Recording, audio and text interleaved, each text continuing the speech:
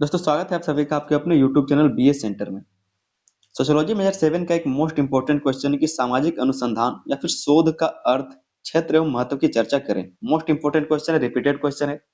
जो भी क्वेश्चन हम करवाए, जो आपका सोशियोलॉजी मेजर 6 का क्वेश्चन है, जितना हम करवाए थे सारे क्वेश्चन मिल गया था मेरे प्लेलिस्ट से। तो अभी जो आप देख रहे हैं, जो आपका सोशियोलॉजी मेजर 7 का ये क्वेश्चन है, जितना भी क्वेश्चन हम करवाएंगे उसी में से आपको एग्जाम में पूछा जाएगा। ठीक है, तो इतना बस आपको पढ़ के जाना है, जितना हम बता रहे हैं आपको उतना बस पढ़ के जाना है। कहीं भी आपको कोई डाउट नहीं होगा, कोई भी मार्क्स आपका कटेगा नहीं। ठीक है, आप अच्छे मार्क्स एग्जाम में ला सकेंगे। इसके लिए क्या है, तो आप पूरा वीडियो को देखिए, समझिए कि हम आपको क्या बता रहे हो, अच्छे से जाकर के एग्जाम में लिखिए। आज का जो हमारा क्वेश्चन है वह सामाजिक अनुसंधान या फिर शोध का अर्थ, क्षेत्र और महत्व की चर्चा करें। ये सामाजिक अनुसंधान होता क्या है? सामाजिक अनुसंधान को अगर आप समझ लेते हैं तो पूरे आंसर को आप खुद से बना करके लिख पाएंगे।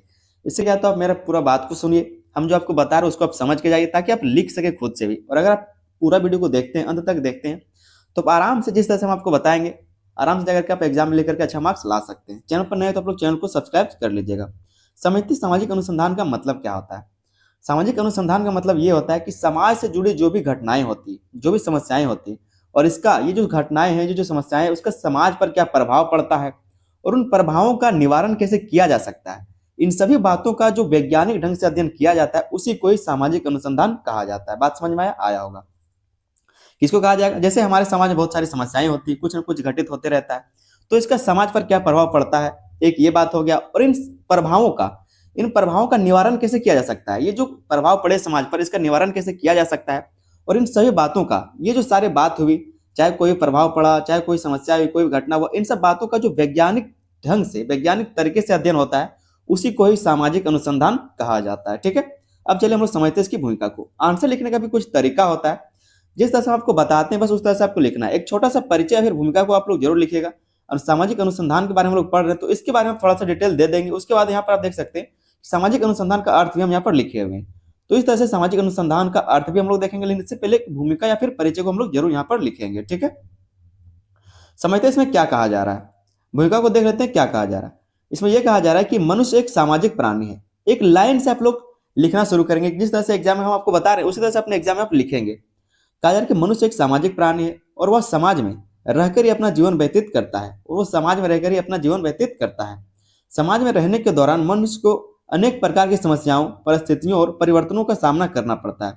और जब इंसान जो मनुष्य जो है वो समाज में रहता है, तो उसको कई प्रकार की समस्याओं का, परिस्थितियों का, परिवर्तनों का सामना करना पड़ता है। समाज में क्यों गरीबी है, क्यों अपराध बढ़ रहे हैं, क्यों लोगों के विचार बदल रहे हैं, इन सभी प्रश्नों के उत्तर केवल अनुमान से नहीं मिल सकते। और समाज में गरीबी क्यों बढ़ रहा है, अपराध क्यों बढ़ रहा है, ठीक है, लोगों का जो विचार है, जो सोच है, वो क्यों बदल रहा है, तो इन सब प्रश्नों के बारे में कहा जा रहा है कि ये सब जो प्रश्न है इसका उत्तर केवल अनुमान से नहीं लगाया जा सकता। ठीक है, सिर्फ सोच के आप नहीं लगा सकते। इन प्रश्नों के सही उत्तर और वास्तविक उत्तर जानने के लिए जिस वैज्ञानिक और व्यवस्थित अध्ययन की आवश्यकता होती है उसे ही सामाजिक अनुसंधान या फिर शोध कहा जाता है। क्या कहा गया? और ये सब जो प्रश्न आप सोच रहे हैं, अपने दिमाग में जो सोच रहे हैं, इन सब प्रश्नों का जो उत्तर है वो वास्तविक उत्तर जानने के लिए आपको क्या है, तो जिस वैज्ञानिक या फिर वास्तविक व्यवस्थित अध्ययन की आवश्यकता होती है उसे ही सामाजिक अनुसंधान या फिर शोध कहा जाता है। सामाजिक अनुसंधान समाज को समझने का एक महत्वपूर्ण माध्यम, और ये जो सामाजिक अनुसंधान है वो समाज को समझने का एक महत्वपूर्ण माध्यम, इसके माध्यम से समाज को समझा जा सकता है। ये हमने एक छोटा सा भूमिका को समझ लिया। आगे हम लोग देखेंगे सामाजिक अनुसंधान के अर्थ को। ये जो हमारा सामाजिक अनुसंधान या फिर जो शोध है, सामाजिक शोध, उसका अर्थ क्या होता है। कहा जा रहा है कि सामाजिक अनुसंधान का अर्थ समाज से जुड़ी घटनाओं, समस्याओं, व्यवहारों और संबंधों का वैज्ञानिक ढंग से अध्ययन करना है। क्या कहा गया? जो सामाजिक अनुसंधान है उसका अर्थ क्या है, तो समाज से जुड़ी जो भी घटनाएं हैं, जो भी समस्याएं हैं, जो भी व्यवहार और संबंध है, उसका वैज्ञानिक ढंग से अध्ययन करना ही सामाजिक अनुसंधान कहलाता है। इसमें तथ्यों को इकट्ठा किया जाता है, उनका विश्लेषण किया जाता है और फिर निष्कर्ष निकाले जाते हैं। इसमें क्या होता है, तो तथ्यों को पहले इकट्ठा किया जाता है, जो भी बात है, जो भी फैक्ट है, उन सब बातों को पहले इकट्ठा किया जाता है, फिर उनका विश्लेषण किया जाता है और उसके बाद निष्कर्ष को निकाला जाता है। तो इस पूरी प्रक्रिया को ही सामाजिक अनुसंधान या फिर शोध कहा जाता है। ठीक है, आसान भाषा में अगर हम लोग कहना चाहें तो इस तरह से कह सकते हैं, सामाजिक अनुसंधान वह प्रक्रिया है जिसके द्वारा हम यह समझने की कोशिश करते हैं कि समाज में कोई समस्या क्यों पैदा हुई। क्या कहा गया? कि सामाजिक अनुसंधान वह प्रक्रिया है जिसके द्वारा हम यह समझने का कोशिश करते हैं कि समाज में समस्या जो क्यों पैदा हुआ, उसका समाज पर क्या प्रभाव पड़ा, उसका समाधान कैसे किया जा सकता है। ठीक है, ये क्या है, तो प्रक्रिया है, और इन सब बातों का हम लोग इस चीज में समझते हैं। कहा जा रहा है कि इस प्रकार सामाजिक अनुसंधान केवल जानकारी इकट्ठा करने का कार्य नहीं करता। जो सामाजिक अनुसंधान है वो केवल जानकारी इकट्ठा करने का काम नहीं करता, बल्कि समाज की वास्तविक स्थिति को स्पष्ट रूप से सामने लाता है। और समाज की जो वास्तविक स्थिति है उसको स्पष्ट रूप से सामने लाता है, मतलब क्या क्या यहाँ पर समस्याएं हैं, क्या क्या घटित हो रहा है और उसका क्या क्या समाज पर प्रभाव पड़ रहा है, उसका निवारण कैसे किया जा सकता है। इन सब बातों का समाज की जो वास्तविक स्थिति उसको स्पष्ट करने का यह काम करता है। कौन? तो सामाजिक अनुसंधान। यहां तक हमने सामाजिक अनुसंधान के भूमिका को देख लिया और उसके बाद अर्थ को भी समझ लिए। आगे विद्वानों के द्वारा सामाजिक अनुसंधान का क्या क्या परिभाषा दिया गया उसके बारे में थोड़ा सा समझ लेंगे। मैक्स वेबर के बारे में आपको पता होगा, क्वेश्चन हम पहले आपको मेजर 6 में करवा चुके हैं। तो मैक्स वेबर कहते हैं, मैक्स वेबर के अनुसार सामाजिक अनुसंधान वह वैज्ञानिक प्रक्रिया है जिसके द्वारा सामाजिक क्रियाओं और व्यवहारों का तार्किक और व्यवस्थित अध्ययन किया जाता है। ये कौन कह रहा है? तो मैक्स वेबर खुद कह रहे हैं। कहा गया कि मैक्स वेबर के अनुसार सामाजिक अनुसंधान वह वैज्ञानिक प्रक्रिया है जिसके द्वारा सामाजिक क्रियाओं और व्यवहारों का तार्किक और व्यवस्थित अध्ययन किया जाता है ताकि उनके वास्तविक अर्थ और कारणों को समझा जा सके, ताकि जो भी उनके वास्तविक अर्थ रहे हैं, जो भी उनके कारण रहे उनको समझा जा सके। दूसरे हैं पीवी यंग। ये क्या कहते हैं? इनके अनुसार सामाजिक अनुसंधान समाज से संबंधित समस्याओं और तथ्यों का वैज्ञानिक ढंग से अध्ययन करने की एक व्यवस्थित प्रक्रिया है। बस आप लोग को दोनों नाम याद रख लेना, ठीक है? दोनों नाम याद रखना, एक तो मैक्स वेबर हो गया, आपको याद ही होगा, और दूसरे हैं पीवी यंग। तो दोनों का नाम आप याद रख लेंगे और खुद से भी लिख देंगे परिभाषा को, तो कोई डाउट नहीं होगा, कोई गलत नहीं करेगा, ठीक है? बस दोनों का नाम आपको याद रखना है क्योंकि बात तो सब एक ही बोलता है। आगे इसमें कहा जा रहा है कि जिसके माध्यम से सत्य की खोज की जाती है, और जिसके माध्यम से सत्य की खोज की जाती है उसी को सामाजिक अनुसंधान कहा जाता है। दोनों जो विद्वान है उसके नाम आपको याद रख लेना है और जिस तरह से मैं आपको बता रहा हूं उस तरह से छाप देना है। आगे समझते हैं हम लोग सामाजिक अनुसंधान का क्षेत्र को। जिस तरह से आपके क्वेश्चन में पूछा गया था सामाजिक अनुसंधान के क्षेत्र को, कहा जा रहा है कि सामाजिक अनुसंधान का क्षेत्र बहुत व्यापक है क्योंकि समाज के हर पहलू से इसका संबंध होता है। इसके प्रमुख क्षेत्र निम्नलिखित है, और इसके जो प्रमुख क्षेत्र वो निम्नलिखित है। फिर से समझिए क्या कहा जा रहा है कि सामाजिक अनुसंधान का क्षेत्र बहुत व्यापक मतलब बहुत बड़ा है। क्यों? क्योंकि समाज के हर पहलू से इसका संबंध होता है, और इसके जो प्रमुख क्षेत्र हैं वो निम्नलिखित हैं। बहुत सारे इसके क्षेत्र हैं। पहला जो इसका पॉइंट लिखेंगे हम लोग है सामाजिक समस्याओं का अध्ययन। ये सामाजिक समस्याओं का अध्ययन करने का काम करता है। ये जो सामाजिक अनुसंधान है ये सामाजिक समस्याओं का अध्ययन करने का काम करता है। क्या कहा जा रहा है इसमें कि सामाजिक अनुसंधान के माध्यम से गरीबी, बेरोजगारी, अपराध, भ्रष्टाचार, नशाखोरी और बाल श्रम जैसी समस्याओं का गहराई से अध्ययन किया जाता है। किसके अनुसार? तो जो सामाजिक अनुसंधान है उसके माध्यम से। इससे यह समझने में मदद मिलती है कि ये समस्याएं कैसे उत्पन्न होती है और इन्हें कम करने के क्या उपाय हो सकते हैं। इससे यह समझने में मदद मिलता है कि ये जो समस्याएं वो कैसे उत्पन्न होती है और इसको कम कैसे किया जा सकता है। तो सामाजिक समस्याओं का अध्ययन करने में यह सहायक होता है। कौन? सामाजिक अनुसंधान। दूसरा जो इसका क्षेत्र है वो है सामाजिक संस्थाओं का अध्ययन। ये सामाजिक संस्थाओं का भी अध्ययन करता है।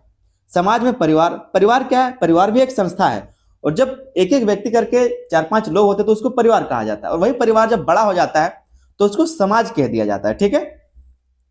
तो सामाजिक संस्थाओं का यह अध्ययन करता है। कहा जा रहा है कि समाज में परिवार, विवाह, धर्म, शिक्षा और राज्य जैसी संस्थाएं महत्वपूर्ण भूमिका निभाती हैं। सामाजिक अनुसंधान इन संसाधनों की संरचना, कार्य और समाज पर पड़ने वाले प्रभाव का अध्ययन करता है। जो भी सामाजिक अनुसंधान है इन संस्थाओं की संरचना का, कार्य और समाज पर पड़ने वाले जो भी प्रभाव होते हैं उन सब का यह अध्ययन करता है। इसलिए कहा गया कि सामाजिक संस्थाओं का यह अध्ययन करता है। नेक्स्ट जो पॉइंट हम लोग इसमें बनाएंगे वो है सामाजिक वर्ग एवं असमानता। सामाजिक वर्ग एवं असमानता। कहा जा रहा है कि समाज में अमीर गरीब, ऊंच नीच, जाति, वर्ग और लिंग के आधार पर असमानताएं पाई जाती हैं। समाज में सारी चीज आप देख सकते हैं पाया जाता है। सामाजिक अनुसंधान इन असमानताओं के कारणों और उनके प्रभावों को समझने में सहायक होता है। ये सब जो चीजें हैं, चाहे वो अमीर गरीब हो, ऊंच नीच हो, जाति वर्ग हो, लिंग के आधार पर जो असमानताएं हैं, जो भेदभाव है, सामाजिक अनुसंधान क्या करता है? इन असमानताओं के कारणों को जानने का काम करता है, इसका प्रभाव क्या पड़ता है समाज पर, इसको भी समझने का काम करता है, ठीक है? नेक्स्ट पॉइंट हम लोग देखेंगे ग्रामीण एवं नगरीय समाज। ग्रामीण एवं नगरीय समाज। ग्राम के समाज किस तरह से, नगर के समाज किस तरह से। ग्रामीण और शहरी समाज की समस्याएं अलग अलग होती है। जो ग्रामीण और शहरी समाज है उसकी जो समस्याएं वो दोनों ही अलग अलग होती है। सामाजिक अनुसंधान ग्रामीण जीवन, कृषि समस्याओं, पलायन, शहरीकरण और झुग्गी झोपड़ी जैसी समस्याओं का अध्ययन करता है, और दोनों अलग अलग तरीके से अध्ययन करने का काम करता है। कौन? जो सामाजिक अनुसंधान है वो। तो जो ग्रामीण समस्या है उसका अलग अध्ययन होता है, जो शहरी समस्या है उसका अलग अध्ययन किया जाता है। नेक्स्ट जो हम लोग पॉइंट इसमें बनाएंगे वो है सामाजिक परिवर्तन। सामाजिक परिवर्तन को भी ये जांचता है, ठीक, उसका अध्ययन भी करता है, जैसा कि आपने भूमिका में पढ़ लिया था। कहा जा रहा है कि समय के साथ समाज में अनेक परिवर्तन होते हैं, समय के साथ साथ समाज में अनेक परिवर्तन होते हैं, जैसे आधुनिकीकरण आधुनिकीकरण ठीक है, औद्योगिकरण और वैश्वीकरण।